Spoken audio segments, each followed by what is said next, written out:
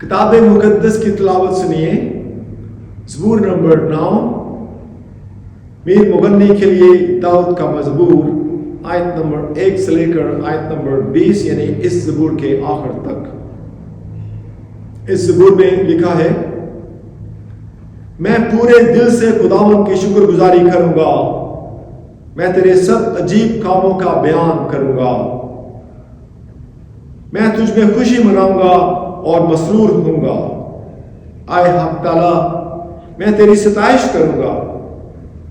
जब मेरे दुश्मन पीछे हटते हैं तो तेरी हजूरी के सबब से लग़ज़श खाते और हलाक हो जाते हैं, क्योंकि तूने मेरे हक की और मेरे मामला की तायीद की है। तूने तख्त पर बैठकर सदाकत से इंसाफ किया। तूने कौमों को झिड़का, तूने शरीरों को हलाक किया है। तूने उनका नाम अब्दुल-आबाद के लिए मिटा डाला है। दुश्मन तमाम हुए, वो हमेशा के लिए बर्बाद हो गए, और जिन शहरों को तूने ढा दिया उनकी यादगार तक मिट गई। लेकिन खुदावंद अब तक तख्त नशीन है।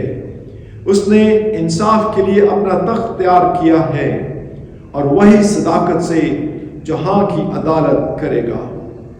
वो रास्ते से कौमों का इंसाफ करेगा। खुदावंद मजलूमों के लिए ऊंचा बुर्ज होगा, मुसीबत के अयाम में ऊंचा बुर्ज। और वो जो तेरा नाम जानते हैं तुझ पर तवक्कल करेंगे, क्योंकि आए खुदावंद, तूने अपने तालबों को तर्क नहीं किया है। खुदावंद की सताइश करो जो सय्योन में रहता है। लोगों के दरमियान उसके कामों को बयान करो, क्योंकि खून की पुरसिश करने वाला उनको याद रखता है। वो गरीबों की फरियाद को नहीं भूलता। आए खुदावंद, मुझ पर रहम कर। तू जो मौत के फाटकों से मुझे उठाता है, मेरे उस दुख को देख जो मेरे नफरत करने वालों की तरफ से है, ताकि मैं तेरी कामल सताइश का इजहार करूं। सय्योन की बेटी के फाटकों पर मैं तेरी निजात से शादमान हूंगा। कौमें खुद उस गड्ढे में गिरी हैं जिसे उन्होंने खोदा था। जो जाल उन्होंने लगाया था उसमें उन्हीं का पांव फंसा। खुदावंद की शोहरत फैल गई, उसने इंसाफ किया है। शरीर अपने ही हाथ के कामों में फंस गया है। शरीर पाताल में जाएंगे, यानी वो सब कौमें जो खुदा को भूल जाती हैं, क्योंकि मस्कीन सदा भूले बिसरे ना रहेंगे, ना गरीबों की उम्मीद हमेशा के लिए टूटेगी।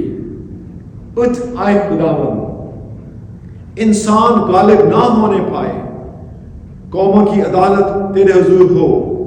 आए खुदावंद, उनको खौफ दिला, कौमें अपने आप को बशर ही जाने। यह है किताब मुकद्दस की तालीम, ज़बूर नंबर 9 में से। खुदा उनकी बरकत उसके काम के पढ़े, सुने और समझे जाने पर हो।